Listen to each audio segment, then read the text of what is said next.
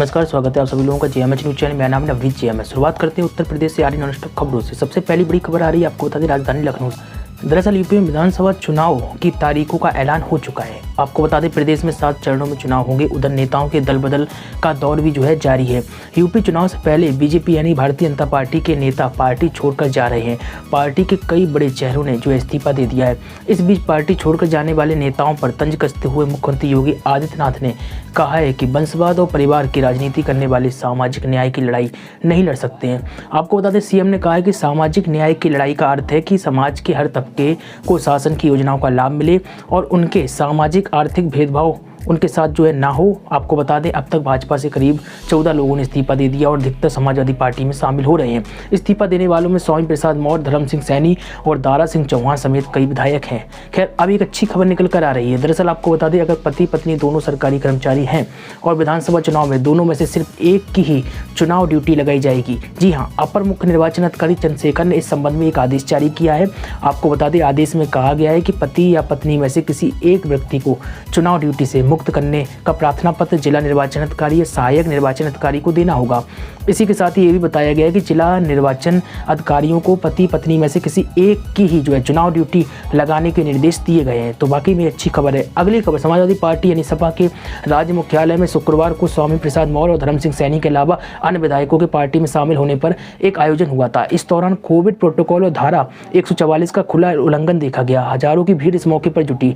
चुनाव आयोग के निर्देश पर महामारी एक्ट के तहत एफआईआर दर्ज करने का निर्देश जारी हुआ है।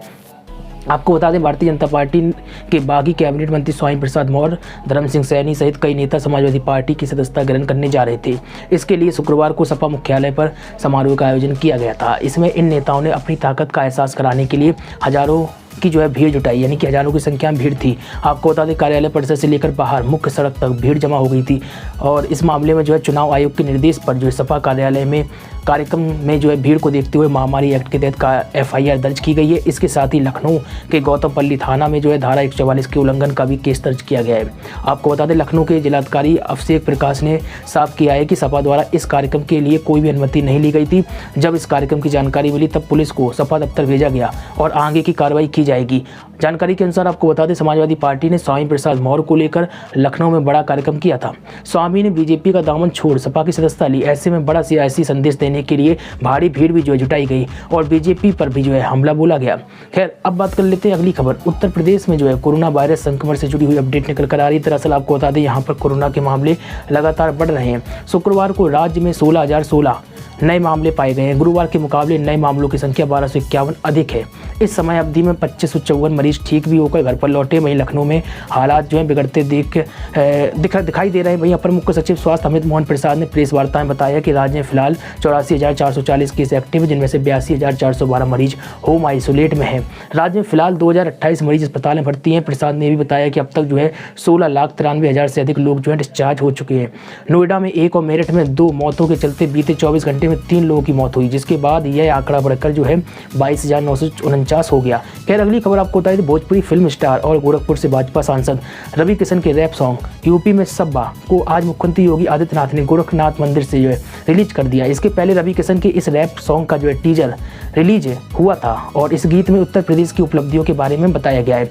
रिलीज के मौके पर मुख्यमंत्री योगी ने आपको बताने कहा है कि पिछले 5 सालों में उत्तर प्रदेश की स्थितियों में सकारात्मक बदलाव हुए हैं। ऐसे गीत इन उपलब्धियों को लोगों तक पहुंचाने में सहायक होंगे और यह जरूरी है कि ताकि प्रदेश के बारे में बाहर के लोगों की धारणा बदल सके। अब चलते हैं जालौन जनपद। उत्तर प्रदेश के जालौन जनपद से बड़ी खबर है। यहाँ पर कोतवाली उड़े स्थित काशीराम कॉलोनी में अराजक तत्वों की ओछी हरकत देखने को मिली। आपको बता दें, देवी माता की मंदिर की प्रतिमा को तोड़ दिया गया है। घटना की सूचना जैसी मिली तो स्थानीय लोगों में आक्रोश पनप गया और स्थानीय लोगों ने माता की खंडित प्रतिमा को देखा तो उबाल आया और फ़ोन करके गोरक्षा जिलाध्यक्ष प्रदीप गुप्ता को इसकी जानकारी दी।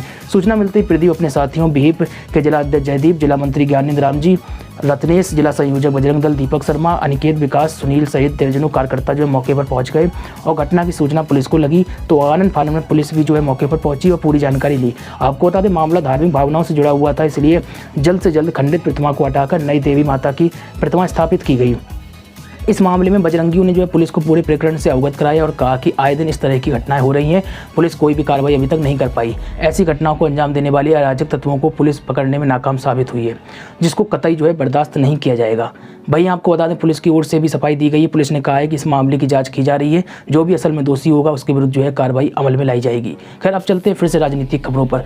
दरअसल सपा मुखिया अखिलेश यादव ने सत्ताधारी दल पर जो है खूब तंज कसे है। आपको बता दें, मुख्यमंत्री योगी आदित्यनाथ का टिकट तो लोगों ने 11 मार्च को बुक कर रखा था, लेकिन वह आज ही जो है गोरखपुर चले गए। यही नहीं, पार्टी मुख्यालय में उमड़े कार्यकर्ताओं के हुजूम को देख उत्साहित अखिलेश ने दोहराया कि भाजपा को इस बार 3/4 नहीं 3-4 सीट मिलेगी, जबकि सपा गठबंधन 400 सीटें जीत सकता, ये भी कहा है। पार्टी मुख्यालय परिसर में वर्चुअल रैली को जो है वर्चुअल रैली के नाम पर जो जुटाई गई भीड़ को संबोधित करते हुए अखिलेश ने जो भाजपा के लिए इशारा करते हुए कहा कि इधर लगातार विकेट गिर रहे थे। हालांकि मुख्यमंत्री योगी आदित्यनाथ क्रिकेट खेलना नहीं जानते, खेलना जानते भी होते तो अब उनसे कैच छूट जाता। कहीं ना कहीं जो है कैच छूट चुका है, ऐसा कहा है।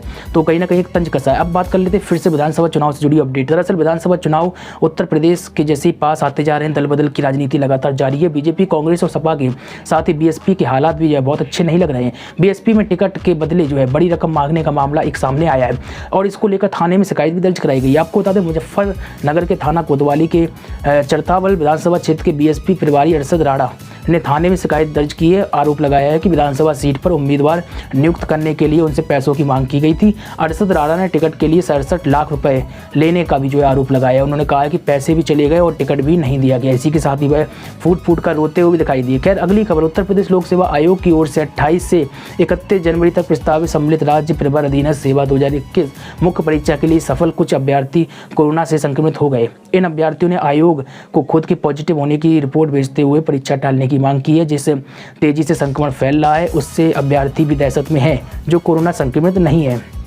आपको बता दें, अभ्यर्थियों का कहना रहा है कि 4 दिन तक बाहर रहकर परीक्षा देने के दौरान संक्रमित होने का खतरा रहेगा और उनका पेपर भी जो है इस हालात में जो है बिगड़ सकता है। हरियाणा, महाराष्ट्र, दिल्ली, मध्य प्रदेश, बिहार आदि राज्यों से आने वाले अभ्यर्थियों को कठिनाई होगी, क्योंकि वहाँ प्रतिबंध और लॉकडाउन जैसे हालात हो रहे हैं। दिव्यांग और पहले से बीमार अभ्यर्थियों को भी जो है परेशानी हो सकती है।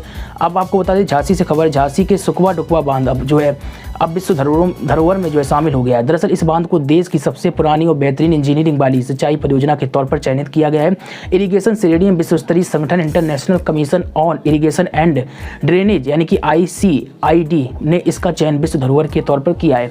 आपको बता दें, कमीशन द्वारा पिछले वर्ष उन जलाशयों को चिन्हित किया गया था जो 100 साल के बाद भी जो है काम कर रहे हैं। खैर, अगली खबर, श्री काशी विश्वनाथ धाम में जो है नंगे पैर दर्शन करने जाने वाले श्रद्धालुओं की परेशानी को देखते हुए खादी और ग्रामोद्योग आयोग ने एक अच्छी पहल शुरू कर दी। खादी ने कागज से बने हैंडमेड चप्पल को जो है शुक्रवार को बाजार में उतार दिया है। इसका उद्घाटन श्री काशी विश्वनाथ मंदिर के जो है अर्चक श्रीकांत मिश्रा ने आपको बता दें किया है। इसी के साथ ही खादी और ग्रामोद्योग आयोग के निदेशक DS भाटी ने बताया कि यह चप्पल देखने में बेहद खूबसूरत है। खादी ने इसे कागज से तैयार किया है। चप्पल के तलवे में मोटे दफ्ती का जो है इस्तेमाल किया गया ताकि किसी प्रकार श्रद्धालुओं को दिक्कत न हो। खैर, अगली खबर, यूपी के अपर मुख्य सचिव ने जानकारी देते हुए बताया कि प्रदेश में अब तक 18 साल से ज़्यादा उम्र के लोगों को वैक्सीन के 13,54,55,942 डोज दी जा चुकी है। इनमें से 8,31,73,000 से अधिक लोगों को जो है दूसरी डोज दी जा चुकी है। विगत दिन जो है 24,91,529 डोज लगाई गई थी। वहीं 2,69,636 लोगों को प्रिकॉशन डोज भी लग चुकी है। ये भी बताया गया है कि 15 से 18 साल के बीच आने वाले 43,55,000 से अधिक बच्चों ने कोविड वैक्सीन की पहली डोज ले ली है। तो यहाँ पर सभी खबरें खत्म होती है यूपी लाइव में। इसी तरीके से बने रहिए, चैनल पर पहली बार आए सब्सक्राइब करिए, बेल को दबाइए, लाइक और शेयर करना मत भूलिए। और आप किस जनपद से जो है अपनी खबर चाहते हैं कमेंट में अपने जनपद जरूर मेंशन करिए।